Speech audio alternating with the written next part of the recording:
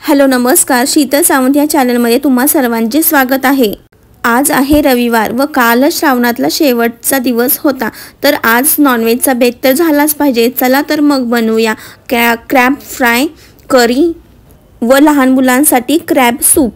सर्वात आधी मी क्रॅब स्वच्छ करून त्याची पेटी, मोठी नांगी व छोट्या नांग्या वेगवेगळ्या करून घेतल्या। छोट्या नांग्या मिक्सर जारमध्ये घालून मी वाटून घेत आहे। वाटल्यानंतर मिक्सर जारमध्ये थोडं पाणी घालून मी एका मोठ्या भांड्यात ते वाटण काढत आहे। वाटून झाल्यानंतर क्रॅबची मोठी मोठी कवचे जी आहेत ती खाली बसलेली असतात व वरवरचे पाणी मी दुसऱ्या एका पातेल्यात ओतून घेत आहे। ओतत असताना आपल्या हाताच्या साहाय्याने चेक करावे क्रॅबचे कवच तर येत नाहीत ना, असे करत करत पूर्ण पाणी ओतून घ्यावे। पाणी ओतून झाल्यानंतर क्रॅबचा खाली गाळ बसलेला आहे, तो गाळ हाताच्या साहाय्याने काढून तो पुन्हा मिक्सी जारमध्ये घालून एकदा वाटून घ्यावा व पुन्हा हीच प्रोसेस सेम परत रिपीट करावी। थोडेसे पाणी टाकून पुन्हा हाताच्या साहाय्याने ते पाणी निथळून घ्यावे व खाली सगळा क्रॅबची कवचे खाली बसून जातात। खेकडे खाण्याचे फायदे जाणून घेऊया। खेकडे हे प्रथिने आहेत, यामध्ये ओमेगा 3 फॅटी ॲसिड, जस्त व विटॅमिन B12 आणि सेलेनियम सारख्या महत्त्वाच्या पोषक तत्वांचा स्रोत आहेत। हे घटक हृदयाचे आरोग्य सुधारण्यास, कोलेस्ट्रॉलची पातळी कमी करण्यास, रोगप्रतिकारक शक्ती वाढविण्यास व शरीराला ऊर्जा प्रदान करण्यास मदत करतात। तसेच खेकडे कमी चरबीयुक्त असल्याने वजन कमी करणाऱ्यांसाठी हा एक चांगला पर्याय आहे। सांधेदुखीसाठी खेकडा खाणे हे वरदानच ठरले जाते, जसे की खेकडेमध्ये हे सेलेनियम या अँटीऑक्सिडंटचा पुरवठा करणारे उत्तम मांसाहारी स्रोत आहे। शरीरात मिनरल्सच्या कमतरतेमुळे सांधेदुखीचा त्रास वाढतो, म्हणूनच आहारात खेकड्यांचा समावेश करावा। इथे आपण वाटणातून निथळून काढलेल्या पाण्याचा वापर रस्सा व सूप तयार करण्यासाठी यूज करणार आहे। आपण क्रॅब फ्राय बनवूया। सर्वात प्रथम स्वच्छ धुवून घेतलेले खेकडे घ्यावेत। नंतर मसाल्यासाठी कांदा, खोबरे, आले, लसूण, कोथिंबीर, हळद, गरम मसाला आणि चवीनुसार मीठ एकत्र वाटून घ्यावे। पातेले गरम झाल्यानंतर त्यामध्ये मी तेल ओतून जिरे मोहरीची फोडणी देऊन मसाला भाजून घेणार आहे। मंद आचेवर मसाला भाजून घेऊन त्यामध्ये क्रॅब घालून ते शिजण्यासाठी ठेवून देणार आहे। इथे मी क्रॅब फ्रायसाठी मसाला भाजत आहे। क्रॅब फ्राय म्हणजे काही ठिकाणी त्यांना पेंदा म्हटले जाते, काही लोक पेटीही म्हणतात व त्याचसोबत मी मोठ्या नांग्यासुद्धा फ्राय करून घेणार आहे।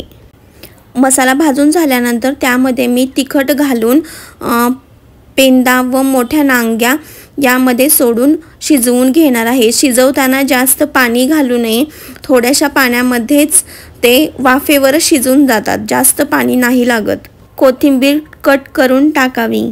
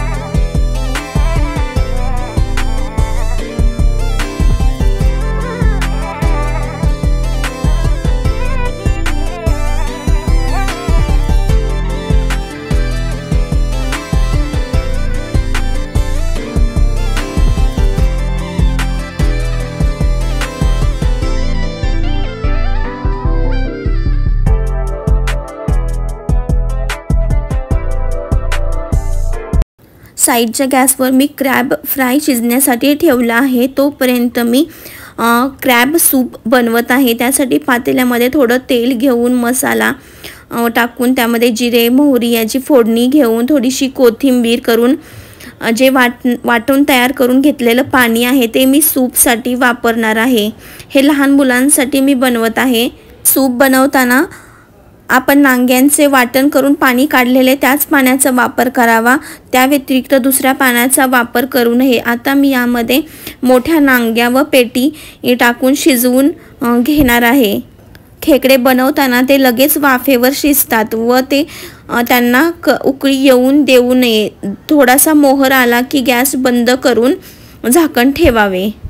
थोडीशी हळद व चवीनुसार मीठ टाकावे। हे सूप खूप छान लागते, लहान मुलं खूप आवडीने खातात। साईडला क्रॅब फ्राय होत आहे, ते मी अधूनमधून चेक करून हलवून घेणार आहे।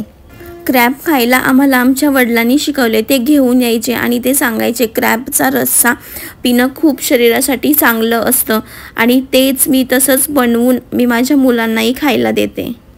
खेकडा फ्राय व खेकडा सूप सायमल्टेनियसली होत आहे, तोपर्यंत आपण खेकड्याचा रस्सा बनवूयात। त्यासाठी मी कुकर ठेवला आहे गॅसवर गरम होण्यासाठी। त्यामध्ये तेल, जिरं, मोहरी फोडणी, बनवलेलं मसाल्याचे वाटण त्यामध्ये घालून परतून घेणार आहे। मसाला भाजून झाल्यानंतर मी त्यामध्ये चटणी म्हणजेच काळा तिखट ॲड करत आहे। ते तिखट मी बनवलेलं आहे, त्याची रेसिपी मी चॅनलवर अपलोड केलेली आहे, प्लीज जाऊन बघा। या चटणीमुळे एक रश्श्याला वेगळी चव येते। रश्श्यासाठी मी नांग्या वाटून आपण काढलेले पाण्याचाच वापर करणार आहे, दुसरे कोणत्याही पाण्याचा वापर मी करणार नाही। रस्सा तयार करताना रश्श्याला उकळी येऊन देऊ नये। फोडणी दिल्यानंतर रश्श्याला थोडासा मोहर येऊ लागतो, तो मोहर आला की झाकण ठेवून आतल्या आत खेकडा शिजून जातो व चवीनुसार मीठ घालावे व झाली आपली करी तयार। रश्श्यासोबत खायला मी भाकरी बनवणार आहे व भात।